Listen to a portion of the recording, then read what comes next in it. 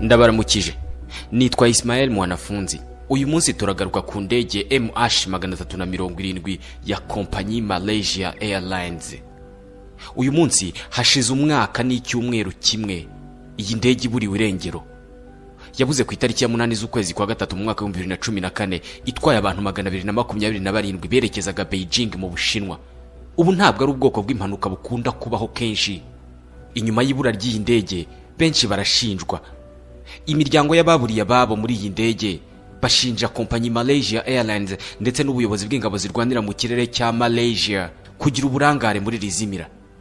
Ntabwo kenshi byabayeho kubura indege hagashira umwaka wose hataraboneka ibisigazwa byayo mu gihe indege igiye guhaguruka ibihanzwe amaso n'ibyuma byinshi ku buryo bigoye kubica muri humye. Iyi ndege mu by'ukuri iri murakaza neza muri iki kiganiro. Ndi kumwe na Airtel. Airtel, kuko u Rwanda rukwiye ibyiza.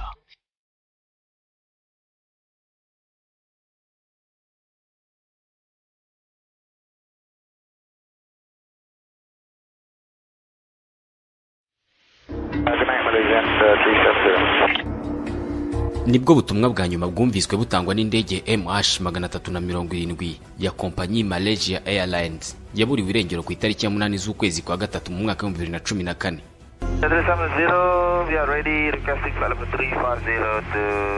Kuwa gatandatu tariki ya 8 z'ukwezi kwa gatatu mu 2014 saa 6 z'ijoro n'iminota 26 ku kibuga cy'indege cya Kuala Lumpur.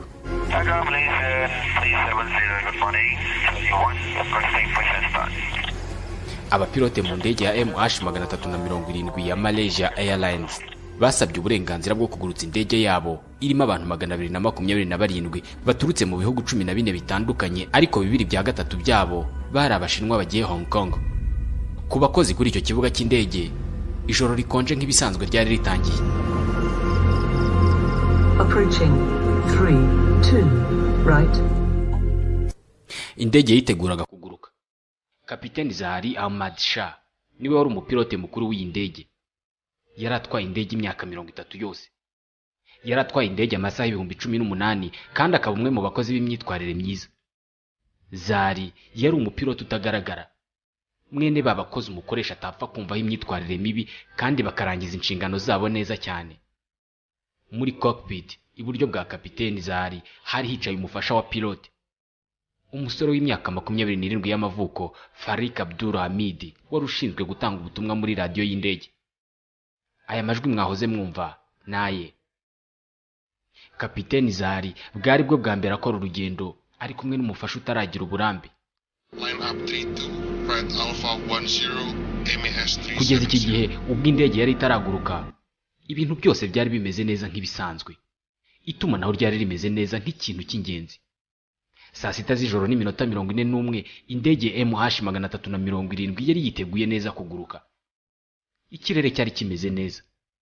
Umuyaga utuje kandi utanga icyizere cy'imigendekere myiza y'urugendo mu kirere mu masaha 6 yari akurikiyeho. Ibirometero 4,500 mu kirere byagombaga kunyuza iyi ndege MH370 hejuru ya Vietnam, ikanyura ku ruhande rw'Ubushinwa mu burengerazuba bwa Hong Kong, ikagwa i Beijing ku murwa mukuru w'Ubushinwa. Uru rwari urugendo rusanzwe kuri iyi Boeing 777 yari imaze iminsi 2 ikorewe amagerageza y'ubuzima. John Lindsay yahoze atwara iyi ndege ya Malaysia Airlines.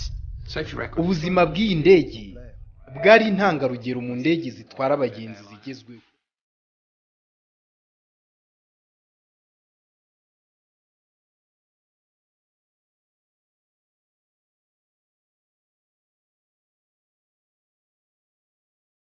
Abatwaye iyi ndege bemeza ko nta kibazo bazi yashoboraga guteza kuko yari agakoresho keza cyane kandi kazima. Ku isaa 7:19 z'ijoro yari igiye kugera mu kirere cya Vietnam isohoka mu ijuru rya Malaysia. Abagenzura ikirere cya Kuala Lumpur basabye pilote Zahari kwimenyekanisha ku bagenzuzi bo ku kibuga cya Ho Chi Minh nk'uko bisanzwe. Malaysia nimero 370 nimuvugisha abashinzwe kugenzura indege ba Ho Chi Minh kuri 20.9. Ijoro ryiza. Nyuma y'amasegonda make ijwi ry'umugabo riturutse ku ndege MH370 Malaysia Airlines ryasubije aba ku kibuga cy'indege cya Kuala Lumpur. Malaysia Airlines nimero 370 ijoro ryiza. Nibwo butumwa bwa nyuma bwatanzwe n'iyi ndege. Amagambo yo gusezera yavuzwe n'umuntu utaramenyekana niyo makuru ya nyuma aheruka kumvwa ku ndege Malaysia Airlines nimero MH370 n'ubitarabonerwa irengero. Nyuma y'iminota mike hadategujwe uwo ari we wese ko indege yavuye mu nzira yagombaga kunyuramo, abayigenzura bayibuze mu byuma byabo. Abahanga mu by'indege bavuga ko impamvu imwe yonyine yashoboraga gutuma iyi ndege itinzira kwari ukubuguhunga ikirere kibi kirimo imiyaga myinshi, cyangwa se igihe byasabwa n'abagenzurira ku kibuga cy'indege bitewe n'ibibazo runaka. Kandi ibi byose ntibyigeze bibaho cyane ko ikirere cyari cyiza. Nyuma y'amasaha 5 ku isaa 12:15 mu gitondo, indege ya Malaysia Airlines yagombaga kubiguye ku kibuga cy'indege cya Beijing. Ntiyari irimo kuboneka muri za radar.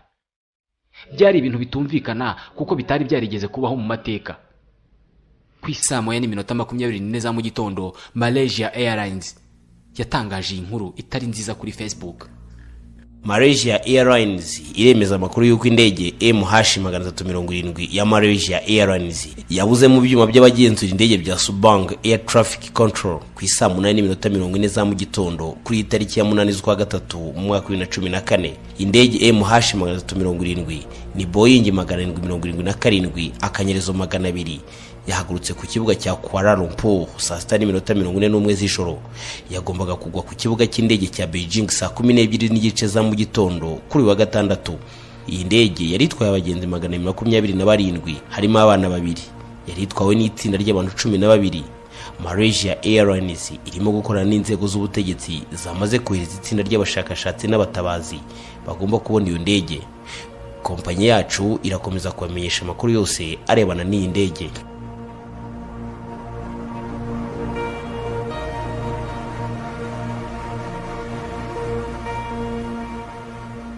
Bashyizeho na nimero wahamagara ukeneye ibindi bisobanuro. Isi yose ntiyari izi ko indege yari kirimo kogoga ikirere, ariko nacyo kitazwi. Umupilote wahoze atwara iyi ndege, Nick Huslan, iki gihe yabajijwe n'umunyamakuru icyo atekereza kuri iyi ndege, maze n'igihunga cyinshi ati: Oui, nibyo igitoro cyayo kirimo gushira. Yari yanyoye toni 6 za kerosene. Nibyo indege iracyari mu kirere. 6 tonnes de carburant. Oui, l'appareil était en vol. Igihe twacanaga amateleviziyo yacu tukamenya aya makuru, iyi ndege yari ikiri mu kirere. Uyu we yabibwiwe kuri telefone. Aya makuru akimara gutangazwa, hafi buri muntu wari ufite uwazimiriye muri iyi ndege yaje ku kibuga cy'indege cya Kuala Lumpur kubaza amakuru y'uwe n'agahinda kenshi.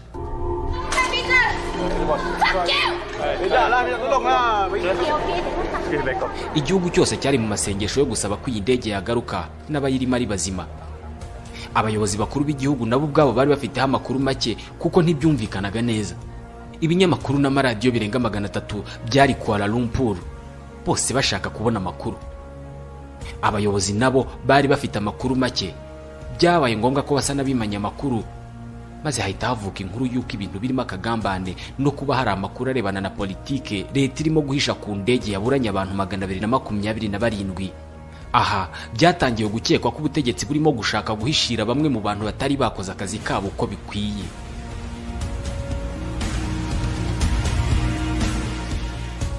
Ni gute indege yagendaga mu gicuku yashoboye kuburirwa irengero n'amaradari n'ibindi byuma byose byayirebaga muri ririya joro?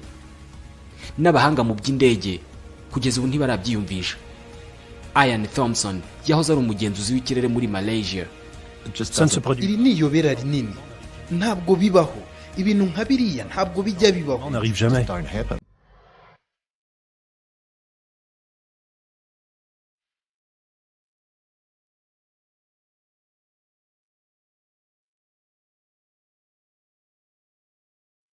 Ukubura kw'iyi ndege kwatangiye ku isaa 7:19 z'ijoro.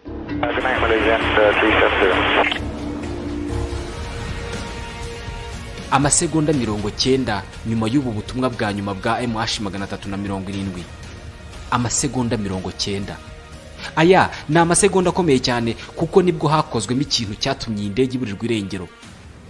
Ku isaa 7:21 radiyo y'iyi ndege ituma ibasha kuboneka ku byuma by'abagenzura indege kuri za tour de contrôle za gisivile yarazimijwe. Iyi radiyo cyangwa se transpondeur niyo itanga amakuru ahagije ku ndege iyo ari yose iri mu kirere, iyaha abagenzuzi ku kibuga cy'indege. Iyi no radiyo cyangwa se akakuma bita transpondeur kaka umenya aho indege iherereye mu burebure, umuvuduko ifite, nimero y'iyo ndege ndetse naho yerekeza. Abapilote n'izindi mpuguke mu bya Boeing 777 bemeje ko iyi radiyo itagombaga kuzima na rimwe mu gihe indege yari ikiri mu kirere. Ntishobora no kuzima by'impanuka. Uyu ni Nick Husland wahoze atwara iyi ndege. Kabisa ntabwo nzi umuntu wajimije iyo radiyo. Gusa icyo gikorwa cy'ubunyamaswa cyatangiye nyuma y'uko radiyo ijimijwe.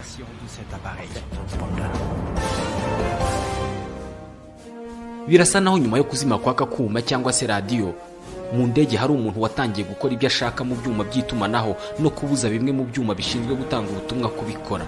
Ibi bivuze ko abari ku kibuga cy'indege nta gakuru na kamwe k'iyi ndege bashoboraga kubona.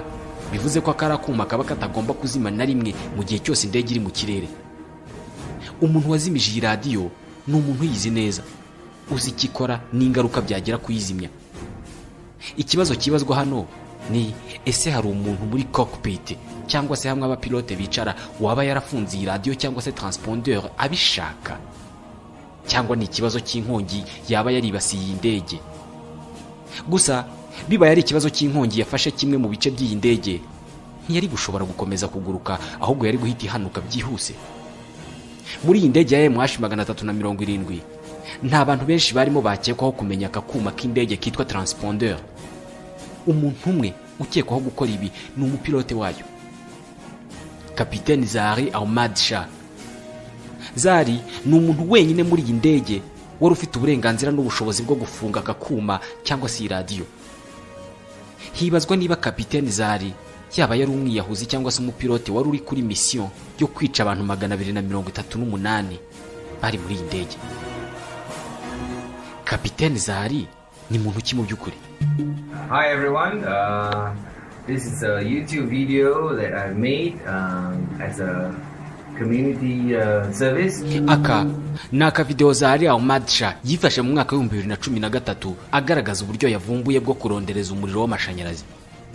Umunyabwenge akaba intiti by'ikoranabuhanga Kapiteni Zari Ahmad Shah yari n'umwe mu bapilote b'abahanga kandi bamaze igihe muri Malaysia Airlines.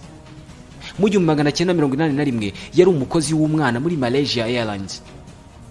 Abayobozi be ba kera bavuga ko yagiraga gahunda kandi akagira impuhwe.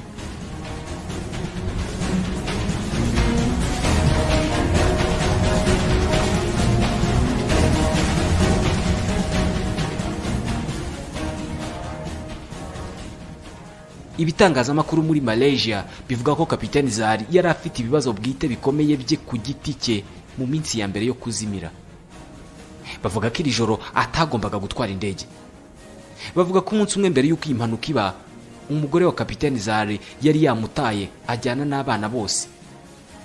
Muramu we akaba musaza w'umugore wa Zari ibi byose arabihakana. Yitwa Aswad Khan. Je ne le crois pas. Ibyo ntabwo mbyizera kuko n'ubu aracyari mu rugo. Ubusanzwe iyo umugabo we yagendaga, umugore we yajyaga kubana n'umuto mu bahungu be, kuko bitabaye ibyo yaguma mu nzu ya wenyine. Uko niko bakoraga kuva igihe baguriye inzu. Ils faisaient cela depuis qu'ils avaient acheté la maison.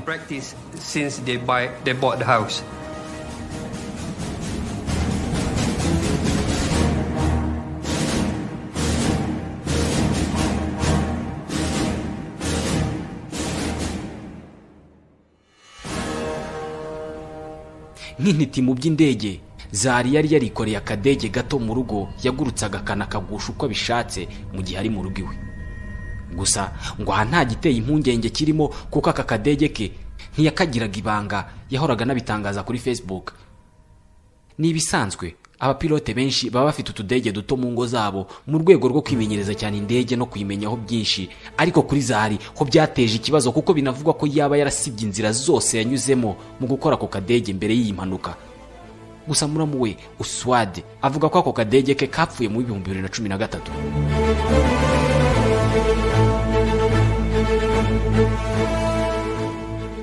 Dore indi mpamvu ituma Kapiteni Zari akekwaho kuba umwiyahuzi wayobeje indege yari itwaye abantu 238 ku bushake. Kapiteni Zari yari inshuti akaba n'umurwanashyaka w'umugabo utavuga rumwe n'ubutegetsi bwa Malaysia, Anwar Ibrahim. Ku itariki ya 7 z'ukwezi kwa gatatu mu 2014, amasaha 24 mbere y'uko Kapiteni Zari atwariye indege, Ibrahim yakatiwe igifungo cy'imyaka 5 nyuma yo guhamwa n'icyaha cy'ubutinganyi. Ibihuha bivuga ko Zari yari ari mu rukiko uyu mugabo akatirwa amasaha make mbere yo gutwara MH370. Bavuga ko yaba yarayobeje indege kubera umujinya no kwigumura ku butegetsi ku nyungu za politike. Muramu wahakana amakuru y'uko Zari yaba yarari mu rukiko icyo gihe. Non. J'ai demandé à ma Oya, sœur. nabashije mushiki wanjye ambwira ko ahubwo ari we wabwiye umugabo we ko Anwar yakatiwe imyaka 5. Elle qui lui a appris ce qui s'était passé ce jour-là. Abo mu muryango we banavuga ko Zari nk'umuntu w'umugabo atari gufata icyemezo cyo kwiyica n'abantu 238 yari atwaye mu masaha 6 gusa yarashize amenye iby'urubanza rwa Anwar. Aha nta kintu gifatika bari bafite cyo gushinja Kapiteni Zari. Aha hashoboraga no gukekwa izindi mpamvu. Mwibuke iyi ndege yagaragaraga kuri za radar za gisivile muri Kuala Lumpur na Vietnam ku isaha ya 7:18 z'ijoro. Ku isaha 7:20 indege birabuze. Muri aya masegonda 90 iyi ndege yari iri hejuru y'agace kagabanya Malaysia na Vietnam. Si je voulais prendre Iyaba ari njye nkashaka kwigarurira iyo ndege kugira ngo nyiburize irengero, nari kubikorera neza aho hantu yari igeze. je le ferais exactement à ce moment-là. Uyu ni Steve Buzdigan, umupilote w'umuhanga cyane wahoze atwara indege yo mu bwoko bwa Boeing 777 imeze nka MH370. Aha ni indege yaburiye nyine, niho hantu heza hashobokaga ho kurigisiriza indege. Mwibuke bwa butumwa bw'ijoro ryiza. Ubu bwaje nyuma y'amasegonda make ku kibuga cy'indege cya Kuala Lumpur basabye Zari kwimenyekanisha ku bashinzwe ikirere cya Vietnam kuri Tour de Contrôle ya Ho Chi Minh. Abapilote bose ku isi iyo bavuye mu gihugu binjiye mu kindi bahindura icyo wagereranya n'urushinge rwa radio yabo bakimenyekanisha ku bashinzwe kugenzura ikirere mu gihugu binjiyemo kugira ngo babakurikiranire hafi. Mu gihe cyo gukora ibi nibwo MH370 yahise ibura.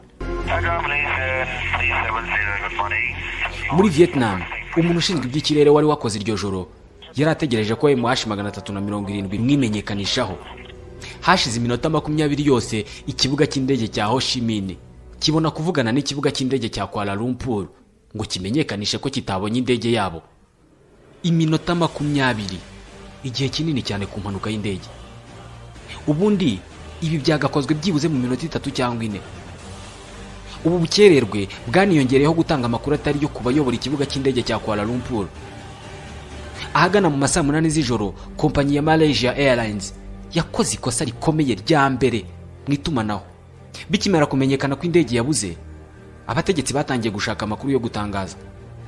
Umwe mu bakozi ba kompanyi ngo yabwiye abashinzwe ubugenzuzi bw'ikirere mu kigo kiri hafi aho ko indege yabo iherereye mu kirere cya Cambodia. Indege iri mu kirere cya Cambodia, iri kugendagenda hejuru ya Cambodia.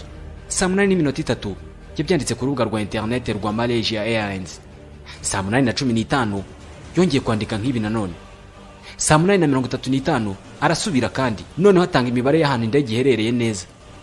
Ubundi abahanga bavuga ko ibi bitabaho ku rwego rugenzura ikirere rwaba rutabasha kubona indege ariko kompanyi y'iyo ndege yikavuga ko irimo kuyireba. Iri si ryo kosa ryonyine bakoze kuko ahubwo banavuze ko bazaho indege yabiri bataranagerageza guhamagara umupilote wo mu ndege yabo. Centre y'itumanaho ya Malaysia Airlines yagerageje bwa mbere guhamagara umupilote wabo saa 8:39 iminota 4 nyuma yo gutangaza aho indege yabo iherereye. Inyandiko za guverinoma ya Malaysia zivuga ko ibigo bishinzwe kugenzura ikirere bya Kuala Lumpur na Ho Chi Minh byatangiye gushakisha indege bigendeye ku makuru yatanzwe na Malaysia Airlines yashyiraga indege hejuru ya Cambodia kugeza ku isaha ya saa 9 za mu gitondo. Ubwo noneho Malaysia Airlines yibeshyuzaga. urwego rushinzwe ibikorwa muri Malaysia Airlines ruramenyesha ikigo gishinzwe kugenzura ikirere cya Kuala Lumpur ko imibare yatanzwe igaragaza agace MH370 iherereyemo yafashwe hagendewe ku nzira yiteganijwe kunyurwamo n'indege aho kubaho indege yari iherereye mu by'ukuri. Ihuzagurika hejuru y'imitwe y'abantu 238 bagejeje saa 11:15 za mu gitondo kugira ngo batangire ibikorwa nyirizina byo gushaka indege yabuze ku isaa 7 z'ijoro. Niba iyi ndege yarayobejwe n'umuntu wabigambiriye, yabikoze yitonze cyane nta kimwirukanza. Yari mu ndege ifite radiyo ifunze, nta radari n'imwe ya gisivile yashoboraga kumubona, ariko radari za gisirikare zashoboraga kumubona, ikosa rikomeye ku gisirikare cyo mu kirere cya Malaysia na Vietnam. Sean O'Connell, umusesenguzi w'igisirikare cyo mu kirere cya Leta Zunze Ubumwe za Amerika, wavuga ko niba igisirikare kitarabonye iyi ndege cyarangaye bikomeye. S'il n'y a pas beaucoup d'appareils, niba nta ndege nyinshi ziri mu kirere hanyuma hakagira ikintu kigaragara kuri taburo yawe kidafite nimero ya radiyo yacyo, bihita byumvikana ko icyo ari ikimenyetso cy'uko hari ikintu kitameze neza, kandi ko ari ngombwa guhamagara abantu 2 cyangwa 3 kugira ngo umenye icyo ari cyo. savoir de quoi il retourne. Ababwirwa hano ni abagenzura za radari za gisirikare. Iyo urebye inzira iyi ndege yanyuzemo, bigaragara ko yanyuze kuri radari 2 za gisirikare hejuru y'ikigobe kiri hagati ya Vietnam na Malaysia. Iya nyuma yari ahitwa Butterworth ku kirwa cya Penang. Igisirikare cyo mu kirere cyagombaga gusaba iyo ndege kwivuga iyo ariyo, kikayisaba kumanuka. Imran Abdulhamid, wahoze ari umusirikare mukuru mu gisirikare cyo mu kirere cya Malaysia, we nta nubwo yumva uburyo umugabo mukuru w'ingabo zo mu kirere yababarirwa ikosa yakoze. S'il savait que l'avion passait au-dessus de notre territoire, Niba yarazi ko indege iri kunyura hejuru y'ubutaka bwacu, yagombaga kugira icyo akora. Agomba kwirengera ingaruka zo kuba ntacyo yakoze. Ni amakosa yabo, kandi bagomba kugira ibyo basubiza kuri ibyo. Umuyobozi w'ingabo n'umuyobozi w'igisirikare cyo mu kirere bagomba gusobanura ibyo bakoze. Niba batabishoboye, bagomba kuva mu nzira bakareka abandi bagakorera igihugu. personne servir la nation. Birasa n'ibyafatwa nk'ikosa rikomeye ku nzego z'umutekano muri Malaysia. Nyuma y'iminsi 41 indege buri burengero, Reuters yanditse ko inzego zigenzura ikirere za gisivili zasabye za gisirikare kugenzura MH370, ariko inzego za gisirikare ntizigira icyo zibikoraho. Iyo ubuyobozi bw'igisirikare bugira icyo bukora mu maguru mashya, ntabwo leta ya Malaysia iba yarakoze ikosa rikomeye ryo kumara icyumweru ishakishiriza indege ku nkengero z'inyanja y'Ubushinwa. Byabaye ngombwa ko itsinda ry'impuguke zituruka mu Bwongereza ziza kwikorera ubushakashatsi kuri MH370. Aba bashakishije umurongo washoboraga guhuza iyi ndege n'icyogajuru cyari mu cyerekezo yaburiyemo, maze hamenyekana amakuru y'ingirakamaro bishoboka ko atari kuzabonwa na leta ya Malaysia. Iyi ndege yakomeje kuguruka kugeza saa 2:19 za mu gitondo, kandi ntabwo yari igeze yangirika. Ikigo gikoresha ibyogajuru cyitwa Inmarsat gikorera hitwa Perth nicyo cyatangaje aya makuru. Iki kigo cyafashe urugendo rw'iyi ndege nyuma y'uko radiyo yayijimijwe. Ibyogajuru byari bifite ubushobozi bwo kubona ingendo n'ibikorwa byose by'iyi ndege nyuma y'uko iyi radiyo yajimijwe. Aba ni nabo bemeje ko aya makuru y'uko iyi ndege yakomeje kogoga ikirere kugeza bukeye ariyo. Gusa bigejeje saa 2:19 mu gitondo nabo bayiburiye irengero. Aha bayiburiye irengero, ariko nyuma y'iminsi 3 iki cyogajuru cyongera gutanga amakuru y'uko nyuma y'uko iyi ndege iburi irengero kuri ya saa 2:19 ngo yaba yarakomeje urugendo yerekeza mu majyepfo y'Ubuhinde. Ibi byose byemejwe n'abahanga ndetse n'ibyogajuru. Minisitiri w'ingabo wa Malaysia ntiyatinye kubitera utwatsi, nyamara byagaragazwaga n'ibyuma. Ikintu gisa no gukwepa uruhare rw'igisirikare muri iyi mpanuka. Minisitiri Hishamuddin Hussein yabwiraga abanyamakuru: Avant de répondre à vos questions, mesdames et Mbere yo messieurs, gusubiza ibibazo byanyu bagabo namwe bagore, hari ibintu nshaka kubanza kugaragaza. Icya mbere, duhangayikishijwe n'ibyavuzwe mu bitangazamakuru ko iyi ndege yaba yarakomeje urugendo nyuma y'ikurwaho rya radiyo yayo. Nk'uko Malaysia Airlines izabyemeza vuba aha, après la ibyo dernière byegeranyo nta communication shingiro transmise, bifite. comme Malaysia Airlines le confirmera bientôt, ces rapports sont inexacts. Ibi byatekerejwe ko ari uguhunga uruhare rw'igisirikare cyo mu kirere cyo muri Malaysia muri iyi mpanuka. Nyamara aya makuru y'iki kigo cya Inmarsat yemezaga ko iyi ndege hakurikijwe icyerekezo cyayo mbere yo kuburirwa irengero nta kabuza yaguye mu majyepfo y'inyanja y'Ubuhinde. Minisiteri y'ingabo yarabihakanye, ariko nyuma y'ibyumweru 2 indege ibuze, guverinoma ya Malaysia mu ijwi rya minisitiri w'intebe Najib Razak yemeje koko ko indege yaguye mu majyepfo y'inyanja y'Abahinde. It is therefore with deep sadness n'umubabaro mwinshi no kwicuza gukomeye ndashaka kubamenyesha ko hakurikijwe ubushakashatsi bushya indege nimero 370 yaguye mu majyepfo y'inyanja y'Abahinde. 370 ended in the southern Indian Ocean.